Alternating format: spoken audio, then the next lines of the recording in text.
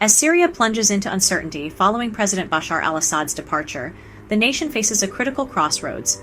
The power vacuum has led to increased violence and instability, with various factions vying for control. Persecution experts highlight dire risks for Christians and other minorities who are often targeted by extremist groups. The situation is particularly dire for these vulnerable communities.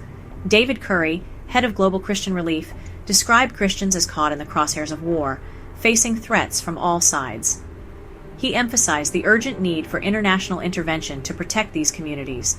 With thousands displaced, refugee camps overwhelmed, and some trapped in their homes, the humanitarian crisis continues to escalate. Aid organizations are struggling to meet the basic needs of the displaced population. Opposition forces, including Hay'at Tahrir al-Sham, have intensified violence against minorities, Curry noted. These groups have not only increased their attacks, but have also expanded their areas of control, making life increasingly difficult for those who do not share their extremist views. HTS, linked to ISIS and al-Qaeda, has reportedly ethnically cleansed areas like Aleppo, displacing Kurds and Christians.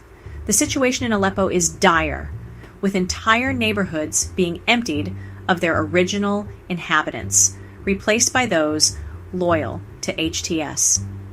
Syrian Christians, who numbered 1.5 million before the 2011 civil war, now face dwindling populations. Many have fled to neighboring countries or have sought asylum in Europe and North America, leaving behind their homes and communities, with only 300,000 remaining. The future of these communities remains uncertain as the conflict continues, and the international community struggles to provide adequate support and protection. International Christian Concern reports severe abuse of religious minorities under both Assad's rule and the opposition. These abuses include torture, imprisonment, and targeted violence, creating a climate of fear and oppression for these communities. The situation is dire and continues to worsen. Turkish-backed terrorists in northern Syria and Assad's forces in the south have subjected minorities to torture, imprisonment, and targeted violence. These acts of brutality are not isolated incidents, but part of a systematic campaign to suppress and eliminate minority groups. Persecution has driven most Christians from areas like Aleppo and Idlib, where HTS gained control. The destruction of churches and homes has left these communities with no choice but to flee, seeking safety and refuge elsewhere. The impact on their lives is devastating. HTS has recently pledged tolerance toward minorities, but experts remain skeptical, citing years of attacks on Christians, including kidnappings and property seizures.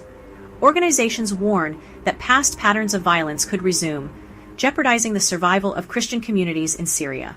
Syrians, including religious minorities, now grapple with food shortages and restrictive measures amid escalating conflict. Some Christian leaders have stayed to support struggling communities, though the future remains uncertain. Advocacy groups urge international attention to the plight of Christians and minorities facing an uncertain and perilous future. For more Christian news, subscribe to our newsletter,